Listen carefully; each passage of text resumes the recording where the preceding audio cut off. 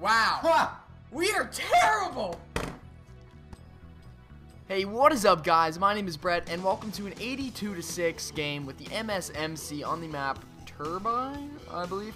And I haven't done a video in quite some time, and I'm gonna be honest, I just didn't know really what to post, and I was really busy lately, and I don't know, maybe it's got something to do with the Christmas season right around the corner. So what have you guys been doing for your Christmas preparation? I know I've been running around buying gifts and basically driving all over the place. I think I went on the longest adventure I went on in my entire life, driving wise, last week.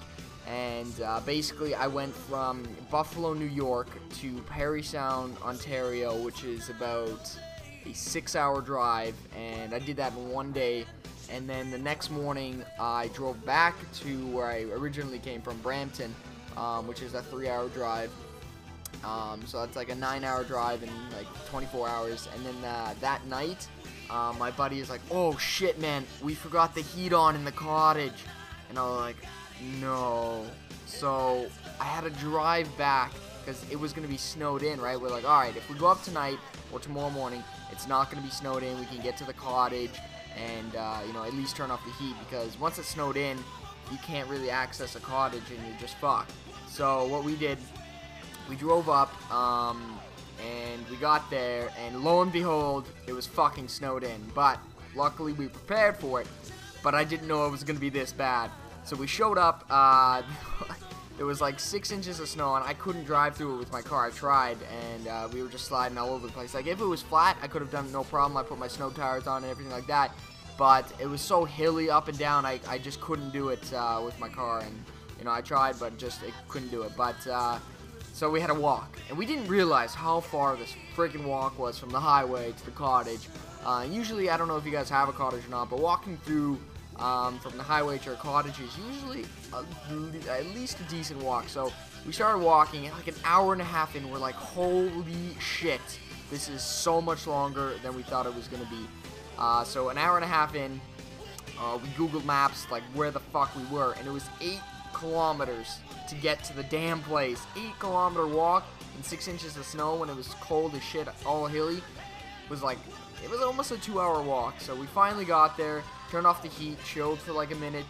We didn't have any like drinks or anything, so we took some snow and we just threw it in a pan and like melted it, and then we had water, and it was like, I don't know, we were damn thirsty, so what do you expect?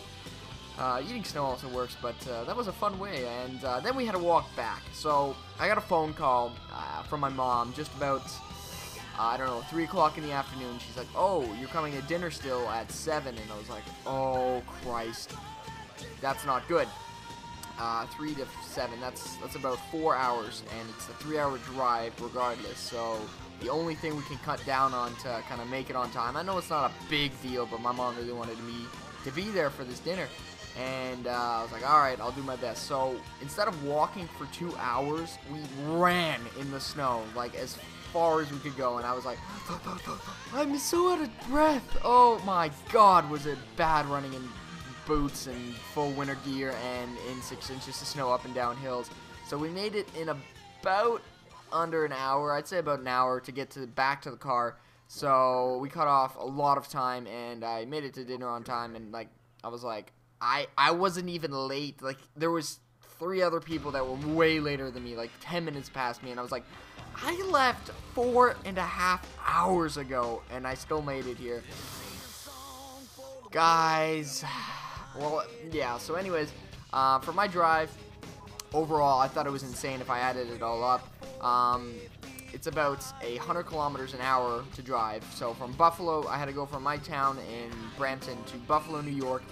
From Buffalo back to Parry Sound, which is a 5 or 6 hour drive, and then back to Parry Sound again the next day, back and forth. So overall, it was almost 2,000 kilometers that I drove in just a span of a few days, and I thought that was insane. But look at me chilling here, 3 seconds left in the round. I was like, I'm not gonna do this. And 2 people are left on the other team.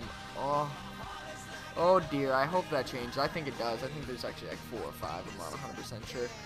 Oh, yeah, there we go, 4 or 5. And I was like, I'm gonna get the 100 plus this game, no problem. But unfortunately, I fucked up. I fucked up big time. I was like 72 and 1 or something like that. 1 away from a dog and swarm, and of course I got KSG headshot. I think my accuracy. I want to pull up my stats for next video with my KSG. I think my KD with the KSG is .001. And my accuracy .000. I don't think I've ever hit anyone with the KSG in my entire life. And I've shot numerous times. I think I might make a video of how fucking bad the KSG is. It is the worst gun in the game by far. Any other gun, I'm gonna make a video. I'm committed now. I'm gonna make a video of how bad the KSG is. So you're gonna see that soon, I guess. But it headshots me as I'm 72 and 1, and I nearly destroyed my Xbox. And I was like, all right, calm it down, Brett.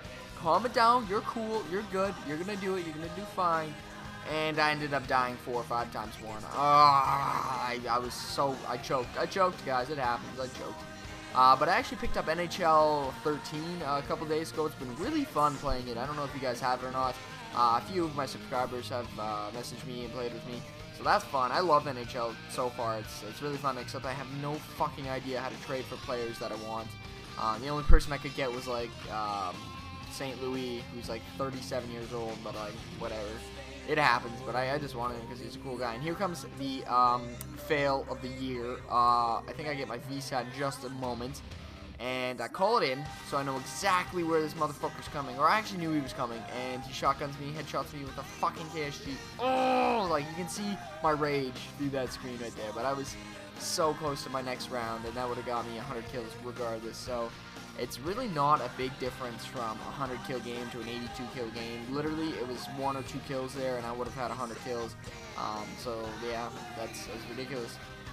But yeah, guys, I want to do more entertaining videos. And this today, I feel like this may be an okay video, but it's not a great video. I want great videos on my channel at all times.